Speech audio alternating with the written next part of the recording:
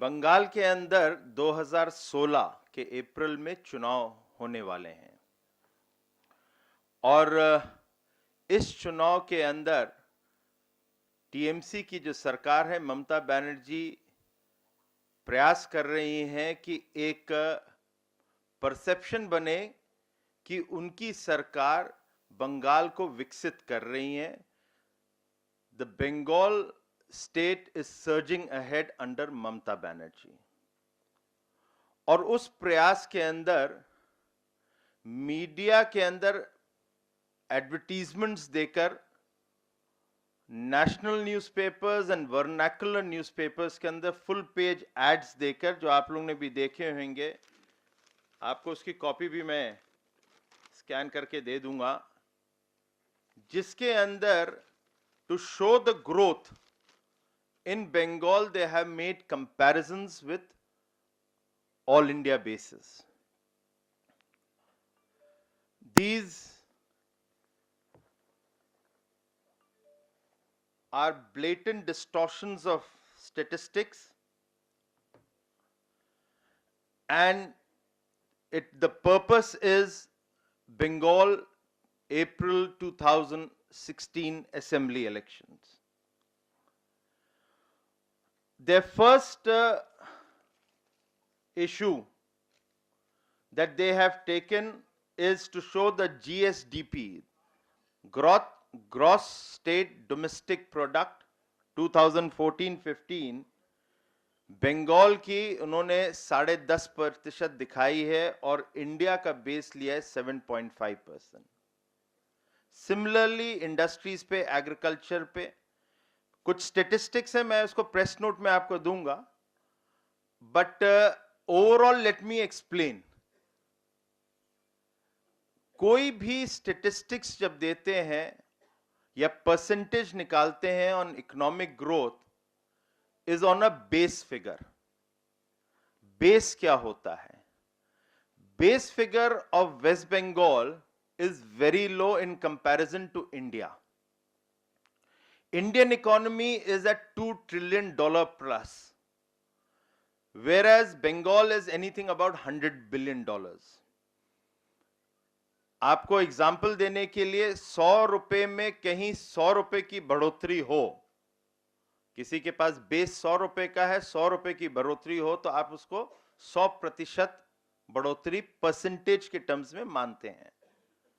उसी तरह से जब 1000 रुपए के ऊपर कहीं 100 रुपए की बढ़ोतरी हो, then the percentage becomes 10%. So the fudging of percentage is how they have used. And if I have to compare in the eastern, वो डाइजेस्ट नहीं होएगा। बिहार ने 2014 और 2015 में 17% ग्रोथ दिखाई है, whereas Bengal is showing 10.5. So it is the low base which is being used to show higher percentage. Therefore, it is spreading falsehood so as to show that Mamata Banerjee is a development chief minister. Now, in order to justify what we are saying, हमारा उल्टा प्रश्न है TMC सरकार से कि आपके पास कहीं आपके इन क्षेत्र जो आपने एग्रीकल्चर, इंडस्ट्रीज, फिशरीज, फॉरेस्ट्री सब में ग्रोथ दिखाई है, पर कैपिटा इनकम भी ज्यादा दिखाई है, so revenue generation of the state should have been higher. But RBI के वेबसाइट पे जाइए और आरबीआई के फिगर्स देखिए, तो आपका जो टैक्स रेवेन्यू कलेक्शन होता है, which is called own tax revenue, is one of the lowest in India to the GSDP, that is 5.7%. Therefore, इसके मतलब कि आप खुद रेवेन्यू जनरेट नहीं कर पा रहे हैं, इसके मतलब कुछ आपकी ग्रोथ नहीं हो रही है, इसलिए रेवेन्यू जनरेशन नहीं है, ना तो टैक्स के माध्यम से कलेक्ट करते आप, और आपका जो डेट बर्डन है वो ज्यादा बढ़ता जा रहा है। इसका मतलब कि आप बोरो कर रहे हैं। And the simple logic is, if you have money you don't borrow. तो आपका खुद का कॉन्ट्रडिक्शंस है इस, जितना आपने एडवर्टीजमेंट दिया है, using the tax payers money to spread falsehood. आपने पर कैपिटा इनकम दिखाई है बंगाल के अंदर 12.84% एंड नेशनल एवरेज आप कहते हैं 6.1%। तो कॉन्ट्रडिक्शंस इतने हैं। Similarly, just to give you a little example, Bengal के अंदर द डेट, मतलब जो बोरो करते हैं, वो जीएसडीपी का जो परसेंटेज है वो 35% है, which is perhaps the highest, one of the highest in the country। और जो राज्य जो पिछड़े थे मगर आगे बढ़ते जा रहे हैं, for example Madhya Pradesh is 20.9%, Chhattisgarh जो कि और बीमारू मध्य प्रदेश से हटा उसका है 15.2%। सो देयरफॉर जो आपकी बोरोइंग है इतनी हाई है कि, और इसलिए करनी पड़ती है कि you don't have a revenue generation. अब इस एड के अंदर उन्होंने कहा industrialization is happening at a speedy rate. अब इंडस्ट्रियलाइजेशन का जब उन्होंने कहा है which is contrary to the ground reality, क्योंकि जो मेन की इंडस्ट्रीज थी बंगाल की, जूट एंड टी, दोनों क्लोज हो रही हैं। वहां पे एक ही industry which is flourishing is a bomb making industry. Bomb बनाने की फैक्ट्रियां वहां फ्लरिश हो रही हैं, चाहे वो बर्दवान में बॉम्ब हो या पिगला में हो या मालदा में हो, हर जगह हो रहा है। And there is another industry which is flourishing. वामपंथी के समय उनको लोकल कमिटीज कहते थे, अब उनको सिंडिकेट क्लब्स कहते हैं, क्योंकि वहां पर बड़ा इंडस्ट्रियलाइजेशन इज नॉट हैपनिंग जिससे लेबर इंटेंसिव हो, because government has a anti land acquisition policy, so therefore there are many clubs which are forming and they become syndicates। Bihar के अंदर उसको हम लोग रंगदारी कहते हैं, एक्सटॉर्शन कहते हैं, this is become a organize crime. वामपंथी ने उसको लोकल कमिटीज का नाम दिया और टीएमसी ने उसको चेंज करके सिंडिकेट क्लब्स बना दिए। और इसको प्रमोट करने के लिए, to keep them employed, the state government gives them grants, and grants का जो टैक्स पेयर्स मनी है every year it is going up gradually. वो भी मैंने फिगर्स दिए हैं, बट एक दो आंकड़े दे देता हूं। 2012 में वो 15.62 करोड़ था। In 2015 it has gone up to 115 crore. और ममता जी ने अनाउंस किया है कि हम चुनाव जीत जाएंगे तो it will become 500 crore.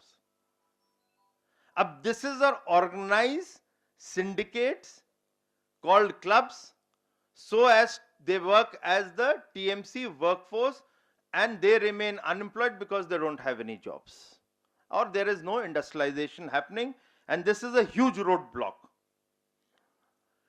Industries नहीं हो रही हैं, उसका एक और आंकड़ा दिया है मैंने as a fourth point, which is related to the FDI inflows, and period covered is April 2000 to March 2015, which covers both the regimes, the left and the TMC, and usme comparison is various states like Maharashtra, Tamil Nadu, Delhi, and उस figures में देखेंगे कि कहीं जहां पे 50,000 70,000 million dollars आते हैं, बंगाल को 2,300 मिलियन डॉलर्स ही मिलते हैं in the entire period। that shows there is no investment happening। अभी बंगाल के अंदर लास्ट ईयर गुजरात के तर्ज पे करते हुए इन्होंने ग्लोबल बंगाल समिट करा था, 2014 में शुरू हुआ था, वो एक और होने वाला है जनवरी में। इसके अंदर वेस्ट बंगाल स्टेट गवर्नमेंट का आंकड़ा है कि 2.43 लाख करोड़ रुपीस आई थी। लिखा हुआ है मैंने, फिगर्स दिए हुए। but they have not given the breakup. We have been asking for the breakup. In the assembly it was asked, they don't give the breakup. Except they have said 91,000 crores worth of projects have started, which is again misleading, because 79,000 crores worth of central government projects have started. They relate to Mr. Gadkariji's department, port and roads. The other relates to Piyush Goyal's department. 32,000 crores worth of power projects have started. So again it is a misleading. Similarly, the capacity building in the industrial sector is not happening for intensive labor employment. वहां पे land acquisition is a no go go, और इसलिए NTPC has proposed a plant in Katwa, एक जगह कटवा, जहां पे 1600 megawatts का जो प्लांट प्रपोज था उसको रिड्यूस करना पड़ा 1300 मेगावाट के लिए, क्योंकि लैंड स्टेट गवर्नमेंट एक्वायर नहीं करती। इंफ्रास्ट्रक्चर डेवलपमेंट का एक और बड़ा अच्छा मिसाल है, जिसको NH34 is the main link, one of the national highways, जिसकी एक्सपेंशन के लिए, एक्सटेंशन के लिए NHAI has taken up the job.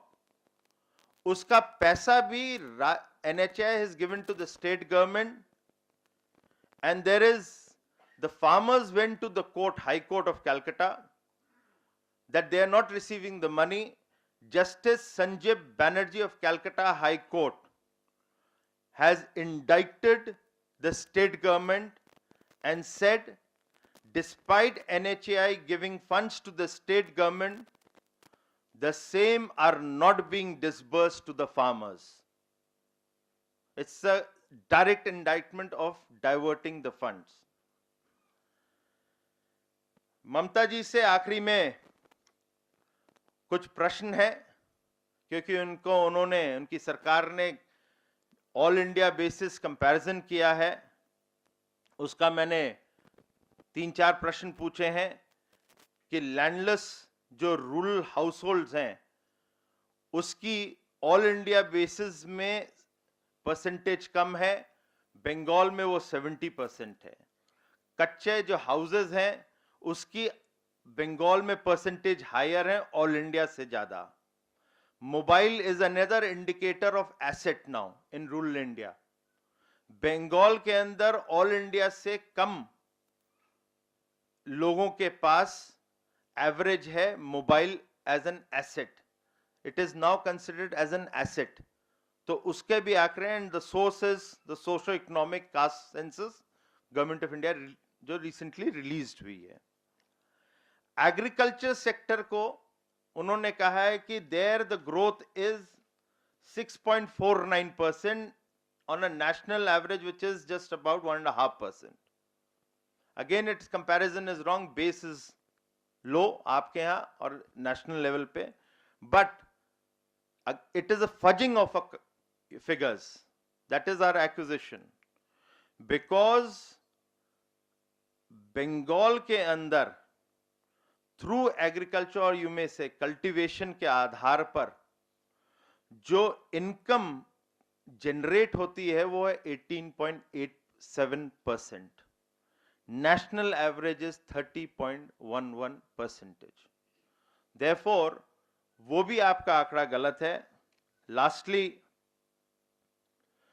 34 साल बना है 39 years, 34 years has become 39 years in Bengal. Therefore, 34 years of left front government misrule has been extended to 39 years, as TMC is nothing but a mirror image of left. TMC वामपंथी का आईना है, इसलिए 34 साल बन गया है 39 साल, सॉरी। और lastly, Bengal, unfortunate, with all the potential that Bengal has, is gradually becoming an ungovernable state and is in a state of terminal decline. Bengal के ऊपर यह है, आपको प्रश्न नोट दे दिया जाएगा। कुछ प्रश्न होंगे तो जरूर उसका उत्तर दूंगा बाद में। बिहार के ऊपर कुछ हमारी टिप्पणी है on the arrival of jungle Raj part 2। Bihar में आए दिन रंगदारी, हत्या, अपहरण, इस तरह की घटनाएं बढ़ती जा रही हैं। वास्तविकता यह है कि नीतीश कुमार जी को मैंडेट मिला है मुख्यमंत्री बनने का, मगर सुपर मुख्यमंत्री बन गए हैं लालू प्रसाद यादव। और इसीलिए कल बातों बातों में लालू जी ने अपने प्रेस कॉन्फ्रेंस में कहा कि मैंने नीतीश जी को समझाया है क्या करना चाहिए, यह अपराध रोकने के लिए मैंने उनको बहुत कुछ समझाया है, और साथ ही साथ ये भी कह दिया कि गृह विभाग आपके उनके पास है, इसलिए मेरा लेना देना कुछ नहीं है। So the onus of blame has been started to shift by Lalu Prasad Yadav.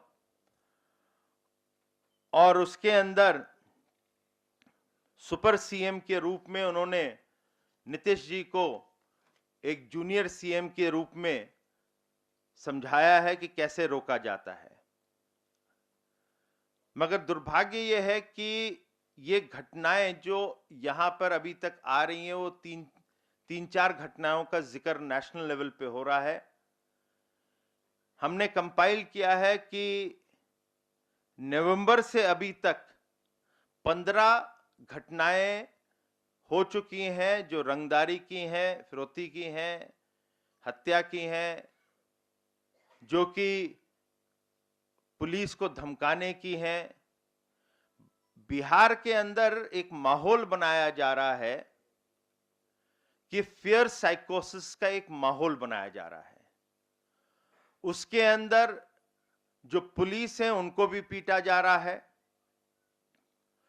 वहां पर जो लोग हैं जो व्यापार के अंदर हैं, जो बड़े कॉन्ट्रैक्टर्स हैं, जो अभी तक काम कर रहे थे, निडर होके कर रहे थे, उनको धमकाकर कुछ लोगों की हत्या करी जा रही है अलग अलग इलाके से, जिससे कि एक माहौल बन जाए। और वहां पर जो एक जंगल राज पार्ट 2 या जंगल राज के अंदर जो आरजेडी के वर्कर्स हैं उनकी दुकान चलती रहे और उनकी कमाई बनी रहे।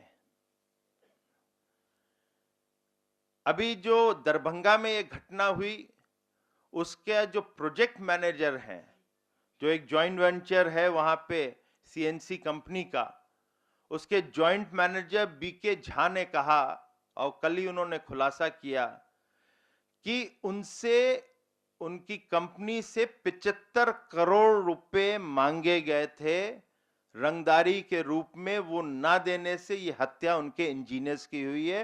He is on a record which I am reproducing what he has said. It is unfortunate. कुछ घटनाएं हैं जिसका मैं जिक्र कर देता हूं, उसके बाद ये 15 जो हैं उसकी लिस्ट भी आपको दे देंगे। मैं जो महत्वपूर्ण घटनाएं हैं, 13 नवंबर को 2015 में भागलपुर में आभूषण कारोबारी के बेटे को गोली मारी जाती है। फिर एक दिखता है कि किस प्रकार से व्यापारियों को धमकाया जा रहा है। आरजेडी के एमएलए हैं, वो थाना अध्यक्ष को डराते हैं, धमकाते हैं, उन्होंने रिपोर्ट करी। इसकी भी घटना 23 नवंबर को रिपोर्ट होती है। इसका भी आपको विस्तार से हमने जिक्र किया है। जेडीयू के विधायक और उनके समर्थक डीएसपी को गंगा में फेंकने की कोशिश करते हैं। 25 नवंबर 2015 को उसके बारे में लिखा जाता है। तो पुलिस को किस तरह से धमकाया जाए। आरजेडी और जेडीयू दोनों ही हैं, खाली आरजेडी नहीं, ये जेडीयू भी उसमें शामिल है। उसी प्रकार से एक आप लोगों को याद होगा, मूर्ति चोरी होने की बड़ी घटनाएं आती थी, और वो मूर्तियां चोरी होती थी, फिर बेची जाती, स्मगल होती थी, करोड़ों की होती थी। अब वो फिर से शुरू हो गया है। वैसी रिपोर्ट 3 दिसंबर 2015 को आई है। 2-2, 3-3 करोड़ की मूर्तियां चोरी हो रही हैं। यही नहीं, आप वहां पे जो टेरर फैक्ट्री है, क्योंकि वोट बैंक की एक राजनीति है, वहां पे कार्रवाई नहीं होती, उसका भी जिक्र और उसकी भी घटनाएं कुछ हो रही हैं, उसका भी जिक्र किया है। मुजफ्फरपुर में बम ब्लास्ट, 3 घायल होते हैं, एक बच्चे की हालत गंभीर है। 12 दिसंबर 2015 सॉरी।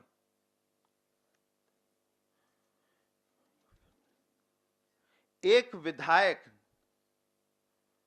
जो निर्दलीय विधायक हैं, बेबी कुमारी, उनको भी करोड़ रुपए की रंगदारी की धमकी आ रही है। जहां पे विधायक ही नहीं सेफ हो, जहां पुलिस ही नहीं सेफ हो, तो आम जनता क्या होगी?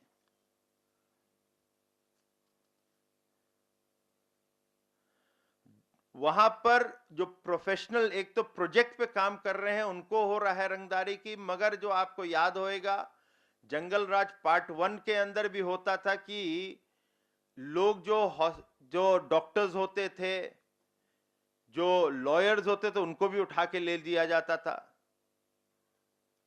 हमारे ही परिवार के अंदर एक जगह हुआ है, जंगल राज पार्ट 1 में, पटना में। वो भी वहां पे फिर शुरू हो गया। सीतामढ़ी में डॉक्टर के नर्सिंग होम पर सरेआम फायरिंग होती है और वहां पे धमकियां आने लगती हैं। यह रिपोर्ट है 27 दिसंबर 2015।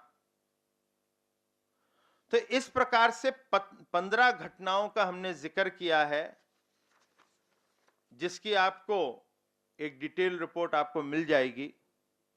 मगर दुर्भाग्य यह है कि जिसकी हमें आशंका थी, वो बिहार के अंदर हो रहा है। Nitish Kumar ji must understand, he must respect the mandate the people of Bihar has given to him as the chief minister to rule, not to promote Jungle Raj Part 2 and not to promote a particular family in his cabinet and at the center. Assam के विषय में एक छोटी सी टिप्पणी करनी है।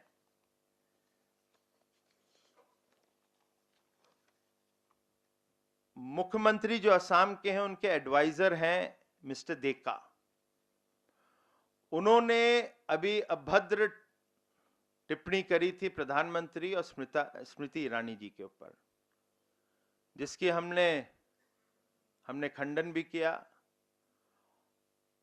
और साथ ही साथ हमारे वहां पे जो असम के स्टेट यूनिट है, उन्होंने धरना प्रदर्शन भी किया। वहां पर क्योंकि फाउंडेशन चल रहा था कांग्रेस का, तो वहां पे भी उनकी संख्या बल थी। तो स्टोन पेल्टिंग शुरू हुई, उसके अंदर घटनाएं हुई। मगर दुर्भाग्यपूर्ण यह है कि जो मुख्यमंत्री हैं गोगोई साहब, वो अपना डबल स्टैंडर्ड्स मेंटेन कर रहे हैं। उन्होंने कहा कि इतिहास के अंदर ये पहली दफे हो रहा है किसी के कार्यालय में ऐसा हुआ है, कोई धरना देने या प्रदर्शन करने आया है। मैं उनको रिमाइंड करना चाहता हूं कि 14 फरवरी 2015 कांग्रेस का युवा विंग एंड एनएसयूआई ने बीजेपी गुवाहाटी के दफ्तर पे धरना प्रदर्शन किया था, तोड़फोड़ की थी। एंड वहां पे पुलिस भी आई थी, हमने कंप्लेन भी लिखी, मगर आपकी पुलिस ने कोई कार्रवाई नहीं करी। जो घटना अभी हुई कांग्रेस कार्यालय में, जो स्टोन पेल्टिंग हुई, उसके अंदर आपने क्रिमिनल चार्जेस हमारे खिलाफ लिखे हैं, एक तरफा कार्रवाई कर रहे हैं। But your double standard is exposed. because the person, Mr. Deka, who has used highly condemnable, unwarranted kind of a statement, no criminal or any complaint or police action has been taken against him, despite a complaint being lodged by the BJP. So your double standards have been exposed. इस असम पे हमारी ये छोटी सी एक टिप्पणी थी. Lastly, coming on Delhi, आ जाएंगे वो आपके लिए, कुछ तो आपके लिए भी छोड़ना चाहिए ना.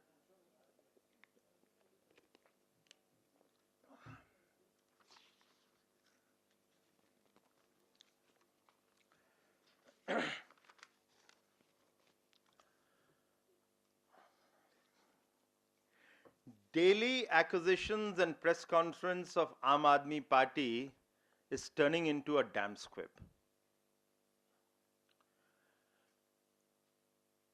Every day or every morning they get up, they say we need to be in the media. हमें आज चर्चा में रहना है, इसलिए the best policy is spit and run. तो थूको और भागो. तो एक मुद्दा उठा लेते हैं. And the issue they pick up is a mere rhetoric which lacks substance in it. And Congress को लगता है, because their bankruptcy is so high, उनको लगता है कि किसी को मुद्दा मिला या बनाया बीजेपी पे अटैक करने का, तो उस स्प्रिंग बोर्ड का इस्तेमाल कर लो, उस पे वो जम कर जाती है. So Congress, being a bankrupt on ideas, on accusations, on allegations, they jump on the springboard provided by other political parties and say and attack BJP. वो हिंदी में कहावत है, चोर चोर मुसेरे भाई. तो दोनों एक ही थैली के चट्टे बट्टे हैं, इसलिए दोनों एक साथ हो जाते हैं, चोर चोर मुसेरे भाई, कांग्रेस एंड आम आदमी पार्टी. अरविंद केजरीवाल को साल के जाते जाते एक सलाह देना चाहता हूं, और सलाह इसलिए देना चाहता हूं क्योंकि आप 1 जनवरी से आपने एक ऑड इवन फॉर्मूला अपनाया है. तो मैं आपको सलाह देता हूं कि एक नए न्यू ईयर रेजोल्यूशन बना लीजिए कि you also come with an odd and even formula, कि ऑड के दिन आप सुर्खियों में बनने के लिए स्पिट एंड रन करेंगे, एंड इवन जो तारीख होगी उस दिन आप दिल्ली की जनता ने जिसने आपको चुन के भेजा है उनके लिए कोई काम करेंगे. इस बहाने कुछ दिल्ली का थोड़ा तो भला होएगा. Therefore, please do adopt as a New Year's resolution for an odd and even formula. On odd day, you can select to use your policy of spit and run, accuse, then run away, don't give evidence, come up with a press conferences which are just damn squib, lacks substance, and childish they are. और एक दिन देश जो मतदाता ने आपको vote दिया उसके लिए इवन डे पे आप करिए, ये हमारा सुझाव है, और मेरे को लगता है ये अच्छा रहेगा. जो आरोप भी लगाए हैं, it's a the matter of routine letters. प्रश्न पूछते हैं, they don't even deserve a merit to reply. और उसके अंदर प्रश्न जो पूछते हैं, किस हैसियत से लिखी चिट्ठी. अरे लेटर हेड है, उस पे तो प्रेसिडेंट ऑफ डीडीसीए लिखा ही हुआ है, तो हैसियत क्या होती है? It is given there, it's a routine letter. Letter लिखना किसी को धमकाना तो होता नहीं है, उसके लिए तो आवश्यकता हो सकती है लेटर भी मतलब को घर बुला लो. तो बचकाना करे तरीके से आप प्रश्न भी उठाते हैं, और प्रश्न का जो अब जवाब है that doesn't even deserve a merit. और दूसरी तरफ आपकी हिपोक्रेसी सामने आ जाती है। और हिपोक्रेसी क्या, अरे आपके जो तोमर साहब हैं, जब उनको अरेस्ट करने की बात हो रही थी फर्जी मामले में, तो remember what Arvind Kejriwal and the other leaders of the Aam Aadmi Party were saying to the Delhi police? What type of accusation you were doing? Were you not threatening the investigation? When the CBI raids your principal secretary, you came up with a press conference and threatened the CBI. You intimidated them. And that is acceptable in your terminology? Isn't that intimidation? एक routine letter को आप कह रहे हो intimidate कर रहे हैं। So therefore आप नए रेजोल्यूशन ले लीजिए, हम सबका भला होएगा, मीडिया के हमारे दोस्तों का भी भला होएगा, क्योंकि आपके जो प्रश्न हैं जो रोज एक एक लेकर आते हैं उसके अंदर कोई मेरिट नहीं है उसका जवाब देने को रोज रोज। हमारी तरफ से दोस्तों इतना ही है। If there are any questions certainly I like to answer.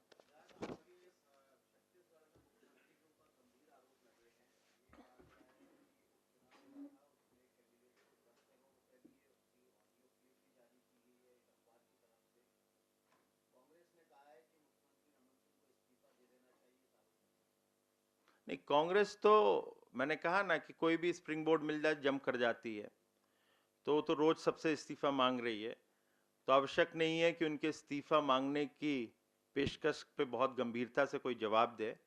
लेकिन इसका स्पष्टीकरण दे दिया गया है, प्रेस कॉन्फ्रेंस छत्तीसगढ़ में हो चुकी है, स्टेट पार्टी ने दिया है, यहाँ तक कि जो लोग इसमें इन्वॉल्व हैं उन्होंने भी इसका स्पष्टीकरण दे दिया है, जिनका नाम लिखा गया है आया है।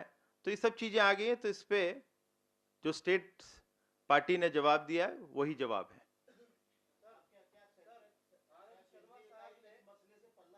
नहीं, पल्ला झाड़ने के लिए स्टेट इकाई ने इसका जवाब दे दिया है, तो उसमें ज्यादा और उस पे टिप्पणी करने की आवश्यकता नहीं है। जब जरूरत ही नहीं है, जब जो स्टेट ने दे दिया है, कुछ होएगा तो उसके बाद आएगा, स्टेट से कुछ आएगा तो जरूर देखेंगे।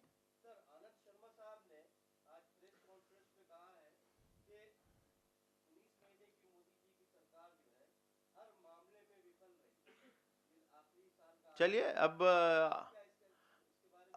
आनंद शर्मा जी कहीं कोई जो चश्मा जो है वो दूसरा पहन के घूम रहे हैं, तो इसलिए उस पर कोई जवाब है नहीं, मगर देश देख रहा है कि आर्थिक व्यवस्था जो है वो कितनी तेजी से बढ़ी है। आज हर विपक्ष भी कह रहा है कि इंडियन ग्रोथ रेट है 7.5%, और वर्ल्ड बैंक कह रहा है, IMF कह रहा है India is going to go into double digits. तो कहीं ना कहीं ये जब अर्थव्यवस्था अच्छी होती है तो जो चरमराई गई थी इकोनॉमिस्ट प्राइम मिनिस्टर के तहत, दूसरा इंडस्ट्रियलाइजेशन जो नेगेटिव पे था, IPP जो था नेगेटिव में चला गया था, वो आज जम करके बढ़ता हुआ जा रहा है। फिस्कल मैनेजमेंट जो आपसे बिगड़ा हुआ था वो आज नियंत्रित हो चुका है। इन सब चीज़ों को देखते हुए, और काफ़ी सोशल सेक्टर्स की बहुत चीज़ें हुई हैं, आपने कुछ किया नहीं था। गरीबों के लिए जो बैंक अकाउंट नहीं खोल पाते थे, आज जनधन योजना के माध्यम से बैंक अकाउंट हो गया। आप लोग जो लोग सड़क पे खड़े होकर दुकानदारी करते थे, उनको आज जो सबसे बड़ा एक हम लोगों ने दिया है वो मुद्रा योजना है। 50,000 करोड़ के ऊपर उनको मुद्रा योजना का लाभ मिल रहा है। इसी प्रकार से जो लेबर क्लास है उनको पेंशन मिलनी शुरू हो गई है, किसानों को पेंशन मिल सकती है। साथ ही साथ प्रधानमंत्री सुरक्षा बीमा योजना है, जो कभी सोचा नहीं गया था कि 12 रुपए या 330 रुपए में हो सकता है। तो ये सब चीजें हैं। अब उन्होंने चश्मा पहना हुआ है, तो वो चश्मे का जनता ही इलाज करेगी, हम तो नहीं कर सकते।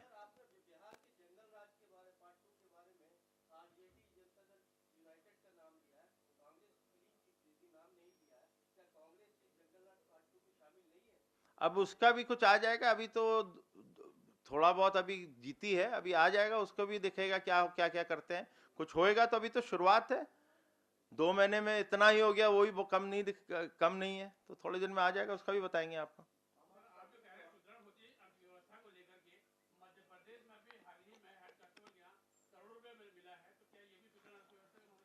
देखिए, कहीं भ्रष्टाचार हो रहा है, मैं तो ये नहीं कह रहा हूं कि भ्रष्टाचार हट गया है कहीं से भी, मैं भ्रष्टाचार हो रहा है, जिम्मेदारी सरकार की होती कि वो क्या कार्रवाई करे।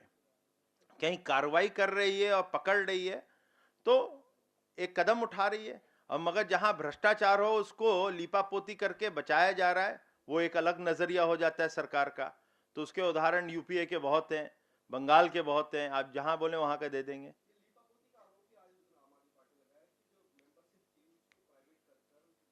जब उसका चिट्ठी पढ़ लीजिए, बड़ा क्लियर है, उस चिट्ठी दो जो दिया है उस चिट्ठी पढ़ लें, मैं आपको सच बता रहा हूं, पढ़ेंगे तो आप खुद बोलेंगे इन लोगों का क्या हो गया इनको। तो रोज आरोप लगा रहे, जब तो मैंने उदाहरण दिया ना। अब बोलने को तो बहुत कुछ बोल देते हैं, मगर कोई सबूत होता नहीं है, तो इसीलिए मैंने कहा ना, स्पिट एंड रन।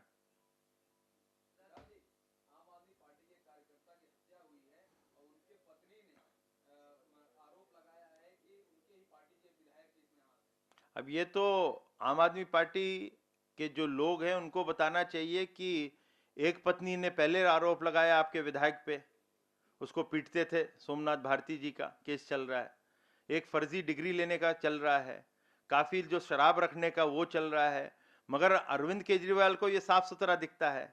उनके प्रिंसिपल सेक्रेटरी को जो बचाने का प्रयास कर रहे हैं, जिसलिए ये ढोंग रचा रखा है रोज प्रेस कॉन्फ्रेंस करने का, वो भी उनको बचाने का लगता है। तो कभी कभी अरविंद केजरीवाल सुबह उठ के, आपके गले में हमेशा खारिज रहती है, जब गागल करते हैं तो अपने अंदर भी झांक लिया करें गागल के साथ, तो आपको साफ साफ दिख जाएगा कि वहां पर जो छुपा रहे हैं वो कितना बढ़ता जा रहा है, उसका भी इलाज होना चाहिए।